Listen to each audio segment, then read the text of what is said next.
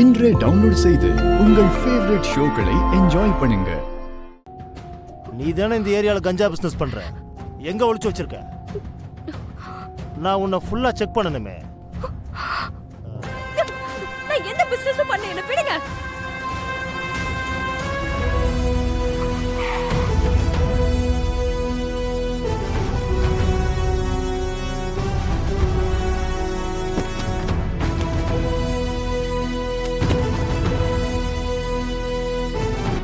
சொல்லு.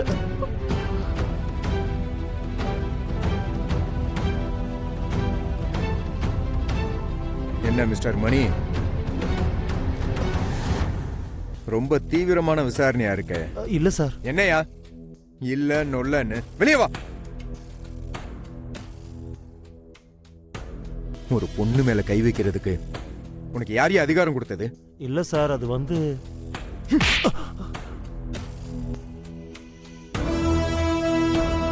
இந்த ஸ்டேஷனோட இன்ஸ்பெக்டர் நானு. என்னைய கை நீட்டி அடிக்கிறீங்க? இன்ஸ்பெக்டரா இருந்தா என்ன வேணாலும் பண்ணலாமா? இங்க பார், நீ இந்த ஸ்டேஷனோட இன்ஸ்பெக்டர், நான் ஏசி. மா, நீ கொஞ்சம் வெளியே வாமா.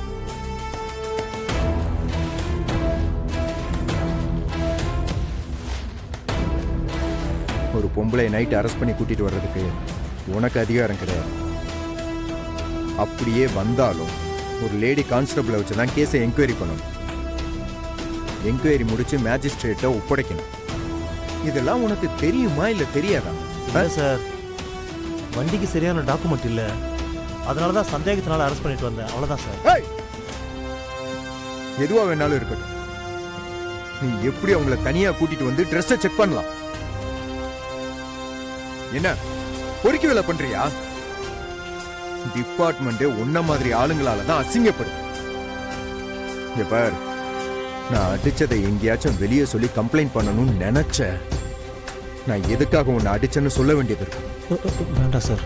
அப்புறம் உன் சீட்டு மொத்தமா கிழிஞ்சிரும். ஜாக்கிரதை. முதல்ல உங்கள்கிட்ட மன்னிப்பு கேள்வி. ஏலியா, சாரி. ஏய், ஒழுங்கா கேள்வி. Sorry sister.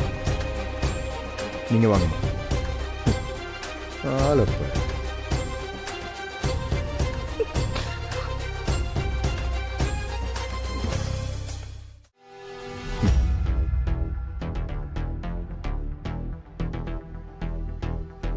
போலாமா? சார், ரொம்ப தேங்க்ஸ் சார். நீங்க சரியான டைம்ல வந்தீங்க. நீங்க மட்டும் எதிர்ச்சியா வரலனா என்ன நடந்திருக்கும்னே தெரியல. இல்ல இல்ல, நான் எதேச்சையெல்லாம் வரல. உங்களுக்கு பிரச்சனைன்னு கேள்விப்பட்டு தான் வந்தேன். எனக்கு இங்க பிரச்சனைன்னு உங்களுக்கு எப்படி தெரியும் சார்? நான் அந்த பக்கம் ரவுண்ட்ஸ்ல இருந்தேன். அப்பதான் கருணா சொன்னதா சொல்லி எனக்கு பாண்டி ஃபோன் பண்ணேன்.